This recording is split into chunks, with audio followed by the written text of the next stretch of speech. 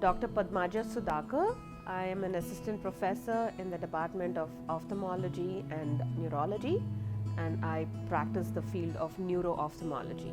We see an interesting group of patients who have eye disorders related to brain disorders. I actually first trained in ophthalmology, and one of the initial patients that I had seen was an 8-year-old child who lost vision, and actually many people did not know why she was blind, but we ended up evaluating her.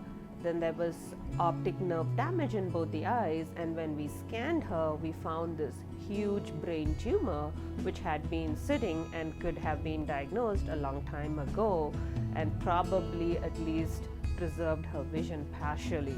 So that got me really interested to think how this discipline is not just focused or just related to ophthalmology, but it brings many fields together. For example, neurology, neurosurgery, radiology, etc. And I liked the multidisciplinary aspect of the field, and hence I decided to go into the field of neuro-ophthalmology.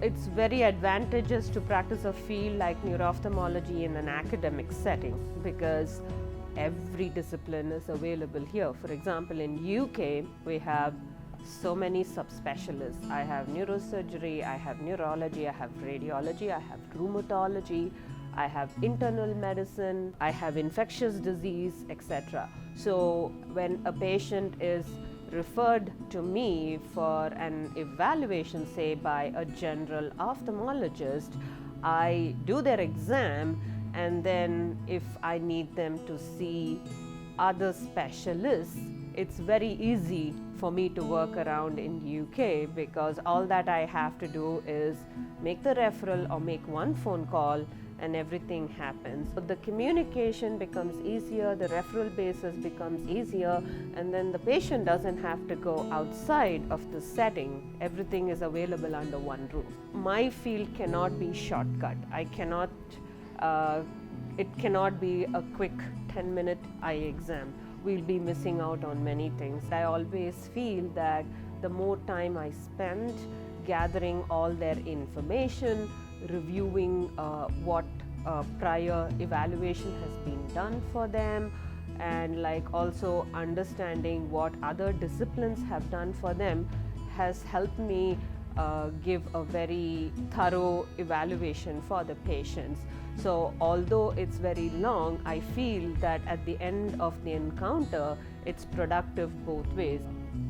The coolest part of my job is that patients always are a little bit worried when they come to me, thinking that they're going to, oh God, we're going to get this not a good opinion. It may not be so. When I am able to do that final exam and let them know that this is not so bad as what others had suspected, it's good for the patients. And the other